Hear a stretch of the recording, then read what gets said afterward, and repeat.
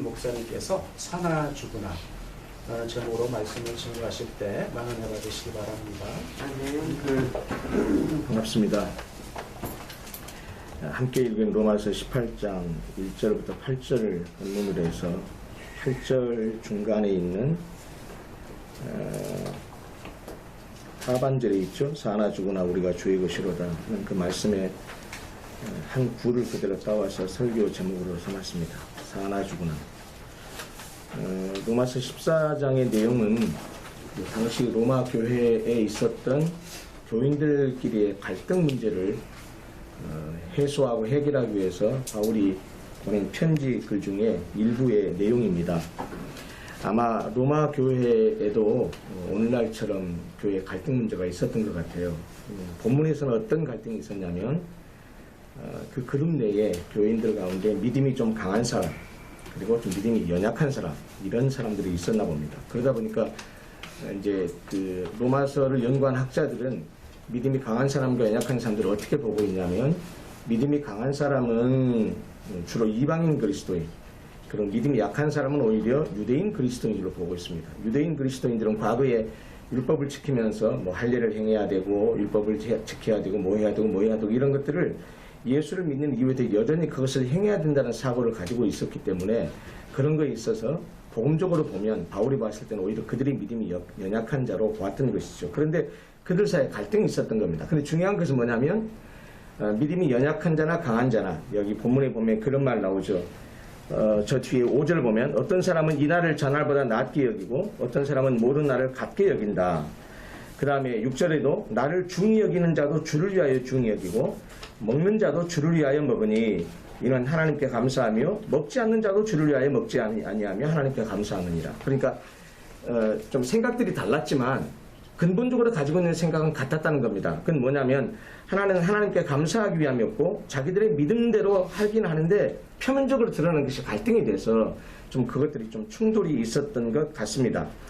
바울은 사실은 그 두 그룹 가운데 심정적으로는 누구의 편이었냐면 믿음이 강한 쪽의 편이었습니다. 다시 말하면 어떤 특정한 날을 너무 중요시한다거나 아니면 여기에 구체적으로 언급되진 않았지만 당시에 그 시장에서 그 당시에 로마의 시장에서 내다 파는 고기 중에 일부는 이방 신에게 제물로 바쳐진 것이 시장에 나와서 팔리는 경우가 많았었거든요.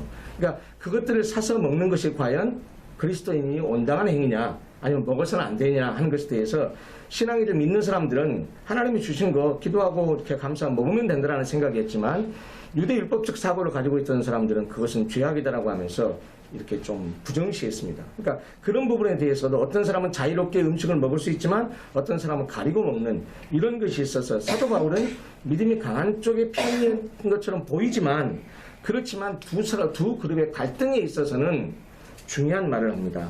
거기 2절 보십시오. 어떤 사람은 모든 것을 먹을 만한 믿음이 있고 믿음이 연약한 자는 채소만 먹는다 라고 얘기를 했는데 그 1절에 보면 믿음이 연약한 자를 너희가 받으라라는 말이 나옵니다. 믿음이 연약한 자를 그러니까 믿음이 강한 사람을 향해서 하는 말이죠. 그 사람을 받아라. 그리고 그의 의견을 비판하지 말라고 했습니다. 3절에 가면 두 그룹에 대해서 동등한 얘기를 합니다. 하나 그 동사가 좀 다르죠. 어떻게 얘기하냐면 먹는 자를 먹지 않는 자를 없인 여기지 말아라. 여기서 먹는 자라고 하는 것은 시장에서 내다 파는 이방 신에게 바쳐진 고기라도 먹을 수 있다라고 생각해서 자유롭게 먹는 사람이죠. 이건 믿음이 강한 사람들입니다.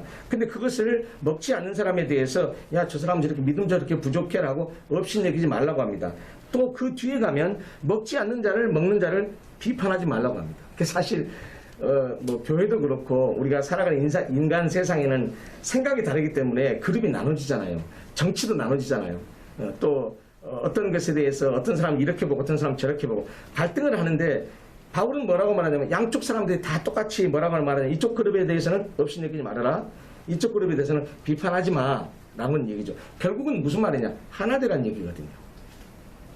하나 되란 얘기입니다. 근데 그런 얘기를 하는 가운데 마지막 절에 8절 오늘 제가 말씀을 나누려고 하는 얘기는 이 내용입니다. 우리가 살아도 주를 위하여 살고 죽어도 주를 위하여 죽나니 그러므로 사나 죽으나 우리가 주의 것이로다. 이 말씀을 함께 나누려고 합니다. 사실 결국은 사도 바울이 이 두 그룹에 대해서 화합해라, 다투지 말아라, 나눠주지 말아라 라는 얘기를 하면서 마지막 결론은 뭐냐면 살아도 주를 위하여 살고 우리가 죽어도 주를 위하여 죽는 거 아니냐. 그러니 사나 죽으나 우리가 주의 것이다 라고 말씀을 하면서 두 그룹 모두에게 우리 그리스도인들이 살아가야 할 삶의 가장 기본적인 원리를 지금 제시하고 있습니다. 사실은 이 본문의 말씀이 갈등하는 두 그룹들에 대해서 화해하기 위해서 주는 어떤 처방책으로 주시는 말씀이기도 하지만 결론으로 주신 말씀은 갈등 그룹뿐만 아니고 우리 모든 그리스도인이 세상을 살아갈 때 어떤 삶의 원리로 살아가야 되느냐는 크리스찬의 어떤 삶의 가장 기본적인 정체성, 삶의 원리, 어떤 이것을 제시해주고 있다라고 말할 수 있습니다. 여러분 잘 아시지만 그 이스라엘 백성이 430년 동안 이집트에서 종살이를 하고 모세의 인도를 따라서 40년 동안 광야 생활을 거쳐서 이제 요단강을 건너서 가나안 땅에 들어갔습니다. 가나안 땅에 들어가서 제일 먼저 한 것이 그 가나안 토호 세력들을 이제 물리치는 것이었고, 그러고 나서 이제 땅을 분배했죠. 그리고 이들이 가서 바로 왕을 세워서 국가가 어떤 왕정 체제를 갖게 된 것은 아닙니다. 아시겠지만 사사기라고 하는 그 구약 성경의 내용은 가나안 땅에 들어간 이후로 약 300에서 350년 정도 되는데 그 기간을 사사들에 의해서 통치받던 시대들을 기록하고 있는 것이 사사기입니다. 그러고 나서 이제 모든 이스라엘 12지파가 하나의 통일 왕국을 형성해서 사울 왕이 첫 번째 왕으로 등극했죠. 그런데 사사기를 보면 사사기에서 계속 반복적으로 나오는 독특한 말씀이 하나 있습니다. 그게 뭐냐면 이런 말씀이 있어요. 그때에는 이스라엘에 왕이 없었습니다. 왕이 생긴 것은 사사시대 300여 년을 지나고 난 다음에 사울 왕이 통일왕국의 첫 번째 왕으로 세워졌을 때 왕이 있었고, 가나안에 들어가고 나서도 약 300여 년은 왕이 없이 지냈습니다. 그때 이스라엘에 왕이 없으므로 사람마다 자기 소견에 옳은 대로 행하였더라. 자기 생각대로 살았다는 것이죠. 이스라엘 백성들은 하나님의 뜻대로, 하나님이 바라시는 대로 하나님의 뜻을 헤아려서 살아가야 되는데 왕이 없기 때문에 그들이 사람마다 자기 소견에 옳은 대로 살았다는 것이죠. 자기 살고 싶은 대로 살고 하고 싶은 대로 했다는 것이죠. 물론 여기서의 문자적인 왕은 왕정 국가의 사울이나 다윗이나 솔로몬 같은 왕을 가리킵니다. 그러나 상징하고 있는 바는 뭐냐면 참된 통치자입니다. 우리의 삶을 통치하는 참된 왕, 하나님을 가리키죠. 다시 말하면 그들의 마음 가운데 하나님이 통치하지 않았기 때문에 자기 속에는 옳은 대로 행했다는 겁니다. 예수님께서 이 땅에 오셔서 사복음서를 보면 가장 많이 하셨던 말씀이 하나님 나라입니다. 다른 말로 말하면 하나님 나라, 천국, 하늘나라. 우리나라 성경 사복음서에는 각기 다른 용어로 번역을 했지만 다 하나님 나라, 우리가 말하는 천국인데, 우리는 보통 한국의 그리스도인들이 천국 그렇게 얘기하면 천국은 가는 곳입니다. 죽어서 가는 곳입니다. 그러나 복음서를 보면, 예수님 말씀을 직접 보면 가는 천국보다 오는 천국을 더 많이 말씀하셨습니다. 6개월 먼저 와서 예수님을 예비한 세례 요한도 했던 핵심적인 메시지가 뭐였습니까? 회개하라, 천국이 가까웠느니라. 예수님도 입을 열어서 맨 처음 하셨던 메시지가 뭐였습니까? 똑같습니다. 회개하라, 천국이 가까이 왔느니라. 예수님 말씀 보면 천국을 가자는 소리가 아니고 천국이 가까이 왔대요. 천국은 임하는 겁니다. 그럼 천국이 뭡니까? 천국은 하나님의 통치가 이루어지는 곳이에요. 지역적인 어떤 공간을 얘기하는 것이 아니고 우리가 죽어서 가는 어떤 처소를, 그거는 2차적인 그런 의미의 천국이죠. 그 천국도 있습니다. 우리도 장차 죽어서 그 천국을 갑니다. 그러나 이 땅 위에서 현실적인 천국, 그 천국은 하나님의 통치가 이루어지는 곳. 그것이 천국입니다. 그 전형적인 샘플이 뭡니까? 하나님의 통치가 이루어져야 될 전형적인 이 땅 위의 샘플이 바로 교회입니다. 그래서 교회는 어떤 사람이 개척을 했든 교인 가운데 누가 영향력이 있든 그 사람에 의해서 좌지우지되면 그것은 인간의 집단입니다. 교회는 담임 목사가 지배하는 것이 아닙니다. 교회는 개척 멤버가 지배하는 것이 아닙니다. 교회는 하나님께서 통치하시는 곳이 되어야 돼요. 그래서 담임 목사부터 유아부, 유치부, 어린 꼬마들까지 다 하나님의 통치 아래서 순종하는 것, 그것이 교회의 본질입니다. 그것을 하나님께서 교회를 통해서 보여주신 것이고, 그 샘플로 하나님의 나라를 이 땅에 실제로 샘플로 보여주신 게 교회예요. 그래서 교회는 반드시 하나님의 통치가 이루어지도록 운영이 돼야 됩니다. 그래야 그 안에서 하나님의 나라를 맛보고 우리가 이 세상을 마무리하고 갈 천국, 그 천국에 들어갈 때 정말 그야말로 전혀 어색하지 않게 자연스럽게 쑥 들어갈 수 있는 것이죠. 그런데 아무튼 이 사사시대는 사람들이 다 각기 자기 소견에 옳은 대로 행했다라는 거예요. 그러나 사실 우리 그리스도인들은 자기 생각대로 살아가면 안 됩니다. 세상 속에 살아갈 때 우리 그리스도인들은 살아가야 할 삶의 원리를 분명히 가지고 있어야 됩니다. 다시 말하면 우리 그리스도인들은 삶의 방향성 그리고 삶의 지향점을 말씀 안에서 반드시 가지고 있어야 됩니다. 그런 점에서 오늘 본문의 마지막 절을 중심으로 해서 간단히 우리의 정체성에 대해서 말씀을 드리고 오늘 설교를 마무리하려고 합니다. 여러분, 우리의 존재가 어떤 존재입니까? 우리가 예수를 믿고 있는 사람으로서 나는 어떤 사람이냐라고 스스로에게 물었을 때 여러분들은 나는 이런 존재라고 어떻게 대답하시겠습니까? 예, 아주 쉽고 더 단순한 대답입니다. 우리는 하나님의 은혜로 구원받은 그리스도인들입니다. 그러면 우리 그리스도인들이라고 하는 말은 어떤 의미로 세상 속에 살아가야 될까요? 바울은 에베소서에서 우리의 정체성에 대해서 이제는 이 시간적인 두 가지 부사를 가지고 계속해서 대조합니다. 전에는 이랬는데 이제는 이렇겠다는 말을 자꾸 대조하는데 전에는 우리가 어떤 사람이었다고 말합니까? 허물과 죄로 죽었던 사람입니다. 허물과 죄로 죽을 수밖에 없었던 죄인이 아니고 죽을 수밖에가 아니고요. 성경은 죽었다라고 과거형으로 완료형으로 표현합니다. 이미 죽었었습니다. 허물과 죄로 죽었었던데 하나님께서 우리를 은혜로 예수 그리스도 은혜로 다시 살려주셨습니다. 그리고 우리는 하나님의 원수가 되었던 자들이었죠. 어둠 가운데 있었죠. 그런데 죄의 종로로 타던 자들을 하나님께서 은혜로 우리를 다시 구원하셔서 빛으로 그리고 생명으로 옮겨주셨습니다. 하나님께서 왜 그렇게 하셨을까요? 그 근거가 뭘까요? 우리가 뭐가 잘나서 우리를 구원하셨을까요? 우리에게 있는 어떤 조건이나 우리 안에 있는 어떤 특별한 이유 때문에 우리를 구원하는 것이 아닙니다. 하나님께서는 성경은 계속해서 무슨 말을 하냐면 하나님의 무조건적인 선택 그리고 하나님의 무조건적인 사랑이라고 말합니다. 세상의 많은 사람 가운데 내가 하나님께 선택돼서 하나님의 사랑을 받아서 구원받은 그리스도인이 되었다라고 하는 것은 내가 교회를 열심히 다녀서 내가 다른 사람보다 공부를 잘해서 내가 돈이 많아서 내가 지식이 많아서 내가 좀 다른 사람에 비해서 조금 착하게 살아서 천만의 말씀입니다. 성경은 그렇게 말하지 않습니다. 왜 우리를 그렇게 구원하셨냐? 그건 일방적인 하나님의 선택입니다. 일방적인 하나님의 사랑입니다. 그리고 이런 것에 대해서 구약에서도 이렇게 표현하죠. 이사야 선지자는 하나님의 이런 전적인 주권과 사랑에 대해서 이렇게 말씀한 적이 있습니다. 이사야 43장 1절입니다. 야곱아, 너를 창조하신 여호와께서 이제 말씀하시느니라. 이스라엘아, 너를 조성하신 자가 이제 말씀하시느니라. 너는 두려워 말라. 내가 너를 구속하였고 내가 너를 지명하여 불렀나니 너는 내 것이라. 아멘. 저와 여러분 모두를 한 사람 한 사람 하나님께서 이름을 불러가면서 병훈아, 내가 너 사랑해서 너를 구원했어. 너 내 거야. 네 인생 네 거 아니야. 내 거야. 우리 모두 각자에게 그렇게 말씀하십니다. 그러면 우리는 이런 정체성을 가진 그리스도인으로서 스스로에게 물어야 됩니다. 그럼 도대체 하나님은 왜 우리에게 그렇게 은혜를 베푸셨을까요?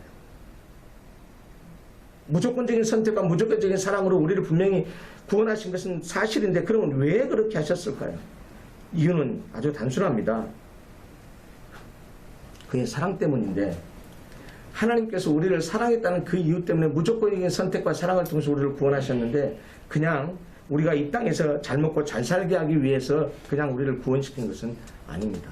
성경을 보면 하나님께서 우리를 구원하신 이유를 분명하게 그 목적과 이유에 대해서 분명하게 밝히고 있습니다. 자, 두 가지만 말씀을 드리려고 합니다. 에베소서 1장 5절 6절을 보면 이렇게 말씀하십니다. 그 기쁘신 뜻대로 우리를 예정하사 예수 그리스도로 말미암아 자기의 아들들이 되게 하셨으니 이는 그의 사랑하시는 자 안에서 우리에게 거저 주시는 바 그의 은혜의 영광을 찬미하게 하려 함이라. 사실 우리가 살아가는 이유에 대해서 하나님께서 나를 구원하시고 나를 사랑하신 그 하나님의 은혜의 영광을 찬미하게 하려 하는 것이 우리를 구원하고 구속하신 이유라는 겁니다. 그러니까 사실 우리의 인생 자체가 우리가 살아가는 삶의 방향이 직업이 다를 수 있고 하는 일이 다를 수 있고 하는 모든 것이 다 다릅니다. 그러나 그리스도인이라는 공통적으로서 갖는 삶의 방향성과 목적은 어디에 둬야 되느냐? 성경은 뭐라고 말하느냐? 너를 구원하고 너에게 일방적인 사랑을 주시는 그 하나님의 은혜의 영광을 찬미하는 것이 우리의 삶의 본분이라는 겁니다. 그래서 여러분 아시겠지만 장로교회에서는 기본적인 어떤 그 신앙고백으로서 가장 기본시하는 것이 웨스트민스터 신앙고백인데요. 웨스트민스터 신앙고백서 소요리 문답을 보면 첫 번째 질문이 이렇습니다. 사람의 제일 되는 목적이 무엇이냐? 이 말은 풀어서 해석하면 사람이 인생을 살아가는 첫 번째 궁극적인 목표와 지향점이 무엇이냐라는 질문입니다. 더 쉽게 말하면 인간이 왜 사냐? 인간이 뭘 위해서 살아야 되느냐? 라는 질문입니다. 그 질문에 대한 답이 뭐냐면 하나님을 영화롭게 하고 영원토록 그를 즐거워하는 것이다 라고 답합니다. 이것이 우리 그리스도인들의 삶의 방향성이요 목적이라는 겁니다. 우리가 무엇을 하든지 간에 정치인으로 살든 경제인으로 살든 사업가로 살든 교육자로 살든 어떤 삶을 살든지 간에 그 사람의 직업이 뭐냐 이것이 중요한 게 아니고 삶의 궁극적인 목표는 하나님의 영광을 드러내는 것이라는 겁니다. 아멘. 한 가지 더요. 베드로전서 2장 9절은 이렇게 말합니다. 오직 너희는 택하신 족속이요 왕같은 제사장들이요 거룩한 나라요 그의 소유된 백성이니 이는 우리의 정체성에 대해서 이렇게 말했어요. 너희는 택하신 족속이요 왕같은 제사장들이요 거룩한 나라요 그의 소유된 백성이니 그 다음에 이는 너희를 어두운 데서 불러내어 그의 기이한 빛에 들어가게 하신 자 누굽니까? 우리로 하여금 어둠에서 빛으로 옮겨주신 분 누굽니까? 예수 그리스도 하나님입니다. 우리 주님입니다. 그의 기이한 빛에 들어가게 하신 자의 아름다운 덕을 선전하게 하려 하십니다. 여기 참 가슴 뛰는 용어가 나오죠. 저 참 이 베드로전서 2장 9절 말씀 참 좋아하는데 읽다 보면은요 이 그리스도인에 대해서 자긍심이 굉장히 올라가요. 아, 내가 이 정도의 사람이구나. 내가 하나님 앞에 감히 나아갈 수 없는 죄인인데 그런데 하나님께서 나에게 은혜를 베푸셔서 나를 이렇게 여겨주시는구나 하는 게서 자긍심이 많이 올라가는데 그 뭐라고 했냐면 택하신 족속이에요. 왕같은 제사장들이랍니다. 여러분 구약시대의 제사장들이 어떤 사람인지 아시죠? 그런데 왕같은 제사장이랍니다. 거룩한 나라랍니다. 그리고 그의 소유된 백성이랍니다. 하나님이 우리를 그렇게 삼아주셨다는 거예요. 그럼 왜 그랬느냐? 이는 왜 이렇게 했느냐? 너희를 어두운 데서 불러내어 그의 기이한 빛에 어둠과 아주 신기한 빛을 대조하고 있죠. 어둠 속에 살았던 우리를 정말 하나님의 신기한 은혜의 빛 안으로 들어가게 하셨다는 거예요. 그렇게 하신 자의 그 아름다운 법, 벌레만도 못한 우리를 이렇게 구원하셔서 이렇게 기가 막힌 은혜를 주신 그 아름다운 하나님의 덕을 선전하게 하려는 거예요.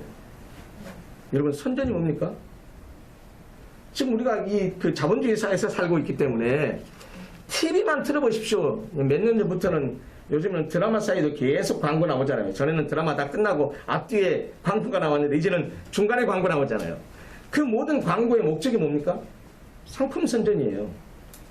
어떻게 하면 이 상품을 많이 팔고 어떻게 하면 이 상품을 많은 사람들에게 소비하게 할 것인가 하기 위해서 CF 모델을 활용을 하고 유명인들을 활용해서 매당 몇십억을 개런티로 주면서 그렇게 CF를 통해서 상품을 광고하고 선전하려고 하지 않습니까? 근데 그 단어를 똑같이 썼어요. 그 아름다운 덕을 우리로 하여금 선전하게 하기 위해서 우리를 구원하셨다는 겁니다.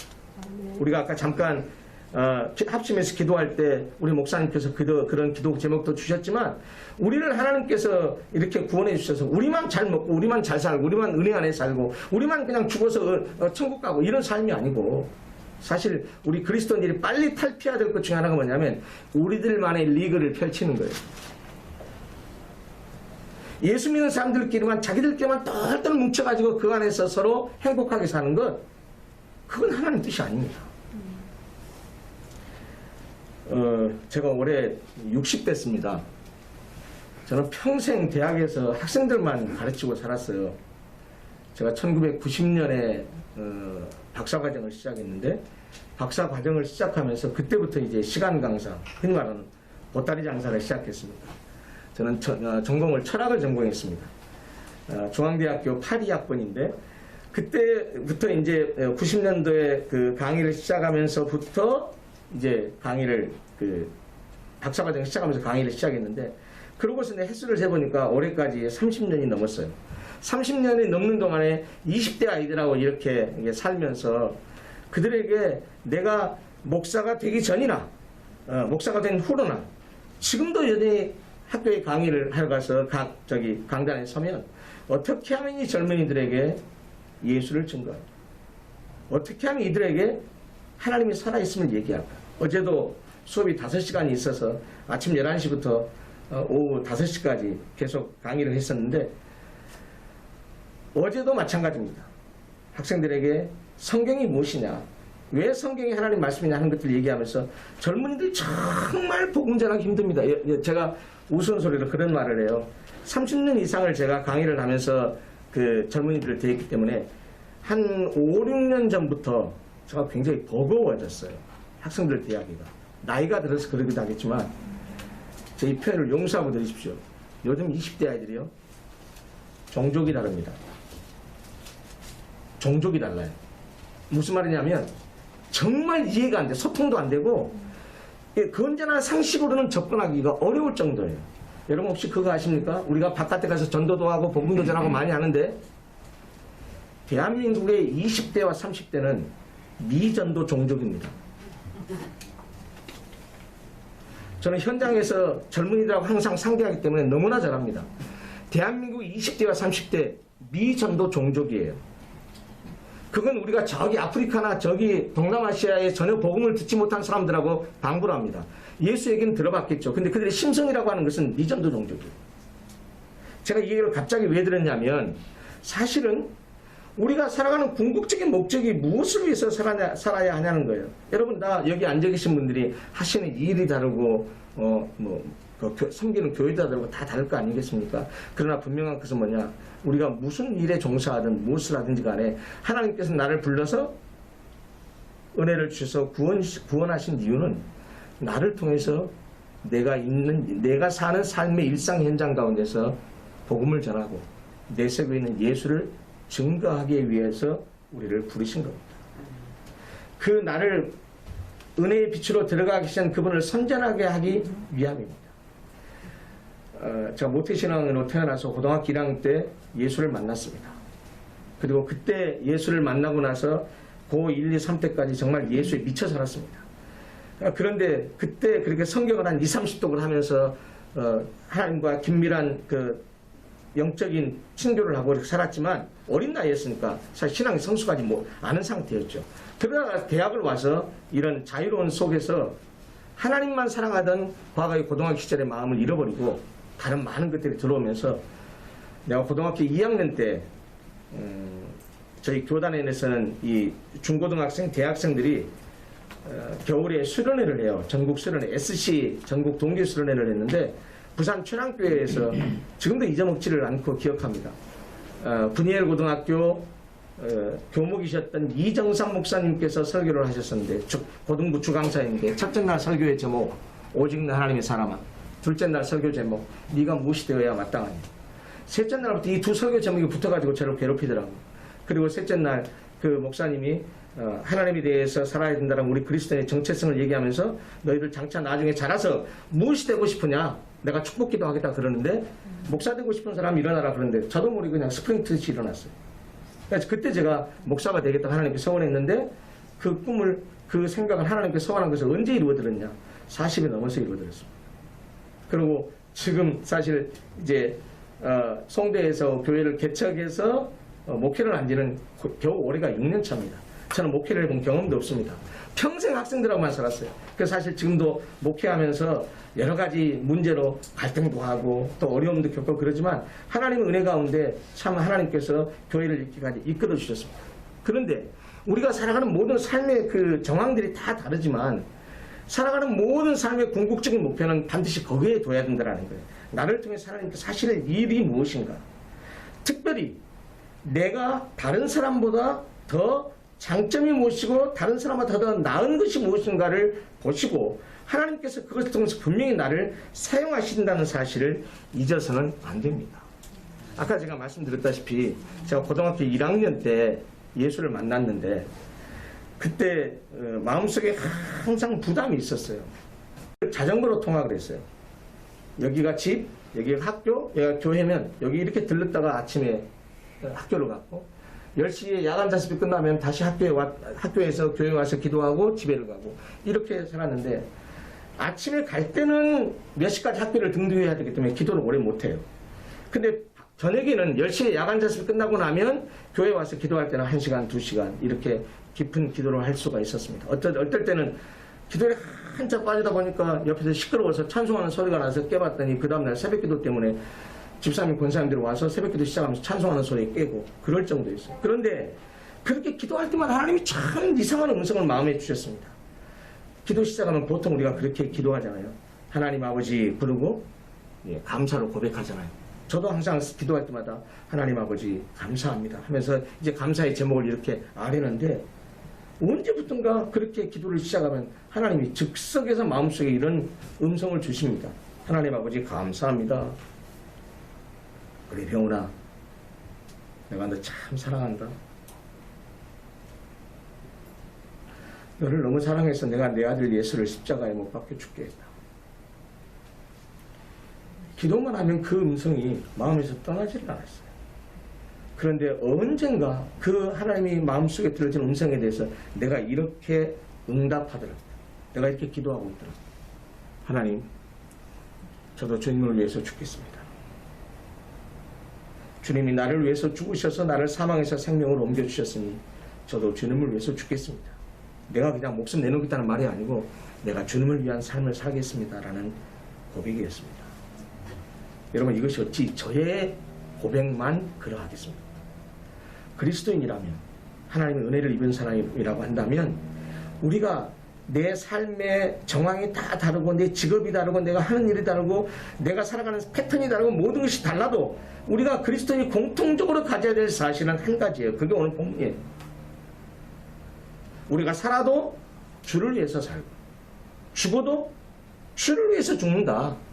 그렇기 때문에 우리는 사나 죽으나 주의 것이다. 만약에 내가 다른 사람보다 조금 많이 공부한 지식이 있다. 그건 내 거 아닙니다. 내가 그래도 사업을 잘해서 많은 돈을 하나님께서 이 경제적인 부를 나한테 허락해 주셨는데 내가 다른 사람보다 돈이 많다. 그건 내 거 아닙니다. 내가 다른 사람보다 어떤 재능이 많고 내가 다른 사람보다 뭘 이룬 게 있다. 여러분, 우리는 물론 세상을 살아가면서 내가 열심히 했으니까 거기 도달했죠. 내가 사업을 열심히 하고 내가 열심히 공부했고 이러니까 이룬 건 맞습니다. 그러나 적어도 그리스도인이라면 고백이 어떻게 나가야 됩니까? 하나님, 주님이 주신 은혜입니다 라고 하는 것이 우리가 해야 될 고백 아니겠습니까? 그렇다면 저는 여러분들의 삶을 전혀 모릅니다. 어떤 정황 가운데 있든지 우리가 살아가는 삶의 목표는 거기에 두어야 된다는 겁니다. 그리스도, 하나님, 그리고 그의 피 묻은 십자가의 복음. 항상 그것을 염두에 두시면서 가정에서 뭐 가사 일을 하든 내가 직장에서 직장 일을 하든 사업을 하든 무엇을 하든지 간에 하나님, 우리가 살아가는 목적이 하나님의 영광을 위해서 살아간다는 사실을 기억하시고 우리의 삶의 현장이 사도 바울이 로마서 12장 1절에서 말씀하신 것처럼 그러므로 형제들아, 내가 하나님의 모든 자비하심으로 너희를 권하느니 너희 몸을 하나님이 기뻐하시는 거룩한 산 제물로 드려라. 이는 너희가 드릴 영적인 예배다라고 말한 것처럼 우리 일상의 삶이 예배가 되고 우리 일상의 모든 것들이 궁극적으로 하나님의 영광을 위해서 살아가는 귀한 여러분들이 되셔서 하나님 앞에 귀하게 쓰임받는 귀한 형제자매들이 되시기를 간절히 소원합니다. 기도하겠습니다.